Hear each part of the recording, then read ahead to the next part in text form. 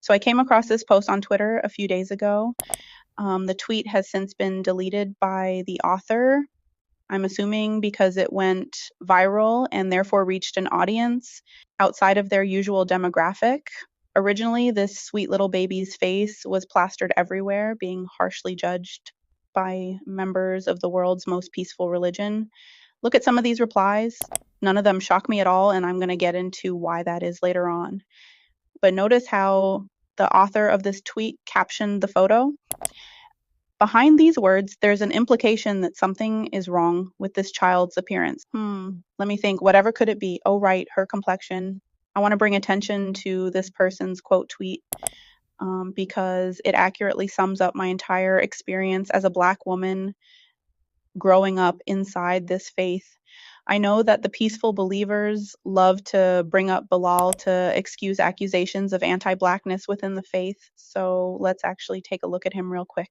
He was a slave that converted to Islam, refused to renounce his new beliefs, and was beaten and tortured for it by his master. When the perfect prophet and his companion Abu Bakr found out Bilal was being persecuted and crushed by a hot boulder, the latter was sent to purchase him in exchange for a non-Muslim slave. Bilal then went on to shuck and jive for his new master, was freed, and eventually gained the honor of becoming the first reciter of the call to prayer. I'm paraphrasing, of course, but that is the gist. Wow, what an amazing, heartfelt story, right? A slave owner bought a slave, then freed him because he tap danced so well for his new owners. Muhammad really slayed with this one, you guys. Diversity and inclusion, am I right? We love a woke king. He really said, see, we're not racist. We have a Black friend. Tell them your name. Tanea. Okay, see, and aren't you my best friend at work? Yes. So I'm not racist.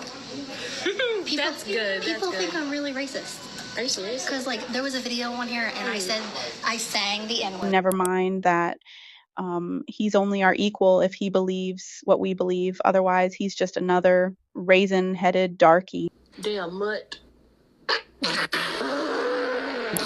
See, they love to bring up this quote when trying to prove how great a guy he was, while ignoring the fact that this man was a literal slave owner. He clearly did believe that certain people were more superior than others. You cannot own another human being without holding that belief. And notice how all throughout the faith, whenever something needs to be likened to evil, it's always equated to Black. And by the way, that is such lazy writing. Like, I can't stand when fantasy books do the whole light versus dark magic system thing. That's so unoriginal. Please go sit down somewhere and take a creative writing class or something. Speaking of writing, Muhammad was a terrible one. His book is all over the place. But listen, the quote in this verse right here is low-key fire. Like, he kind of ate that. Whoever called this man a mad poet was right. Seriously, though, this book was in desperate need of an editor. It's all over the place. As a writer myself, I know that writing is rewriting. Sometimes I write up to 3 drafts of a novel before I feel it's ready for another set of eyes. Some of my novels never even make it to publication. I refuse to insult my Amazon KDP readers with a confusing, lackluster story. This book right here is draft 1, and any writer will tell you that once you've finished writing your story, you must rewrite it. Y'all are really out here living your lives by rules written in a 600-page rough draft. Anyway, back to the topic. I really want my fellow Black Americans to wake up. One of my viewers made a great point in the comments of my last video. Very well said. This faith is not for you. It's made by Arabs for Arabs. That earlier tweet didn't shock me because there has always been anti-Blackness in the Middle Eastern world. Even when it comes to other people of color, in the Gulf, there is always this sense of superiority. Southeast Asians get treated so poorly in these countries as well.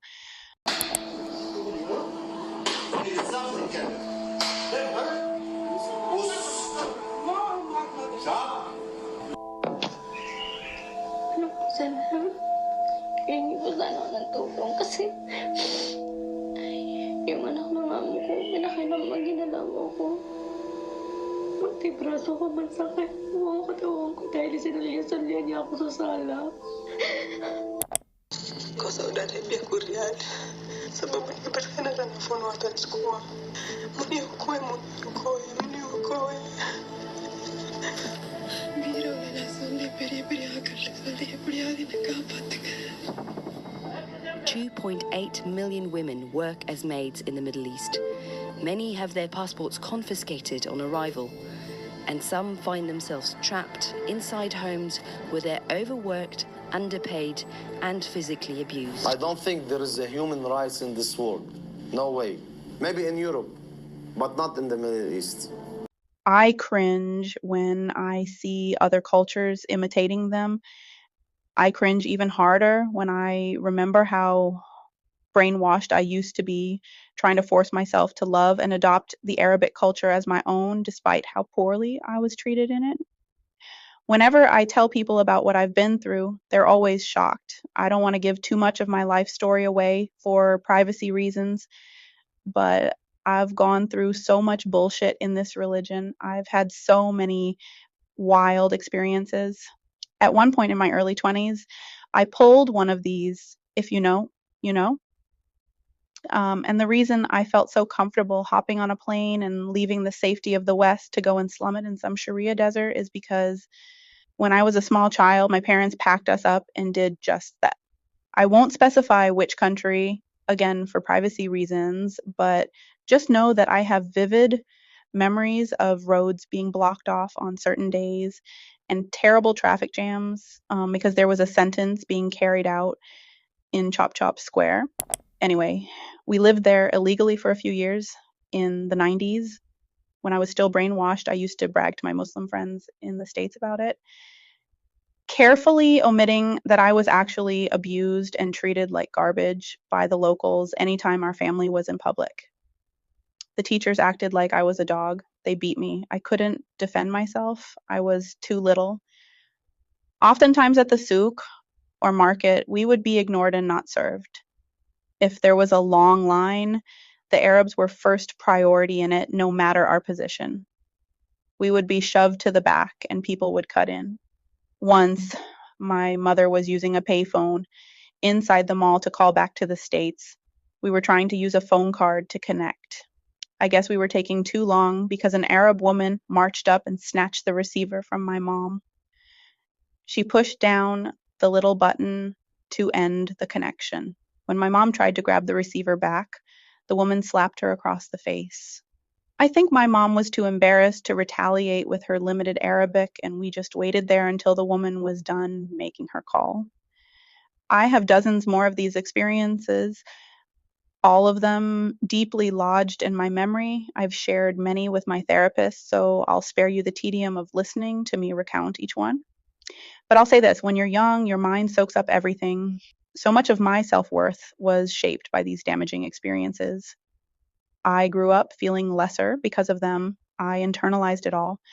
It's taken me so long to shed some of the harmful things I believed about myself. I'm talking hours and hours of counseling.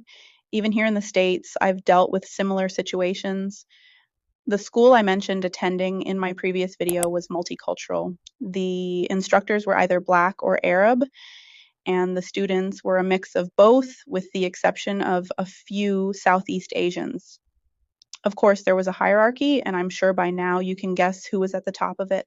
Again, I'll spare you the stories, but it was common practice for the Arab students to denigrate us. I was referred to as this word by them more times than I can count. Nigger! And when it was time for me to find a husband, my mom encouraged me to marry an Arab because she thought it would help strengthen my faith and improve my Arabic. One of the guys we sat down with made it known that he would want to take another wife later on down the line, a white or Arab one, so he could have some light-skinned children to carry on his name because, reasons. In other words, the mixed brown ones wouldn't have been good enough.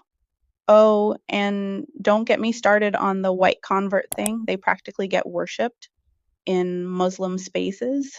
That could be a whole separate video on its own.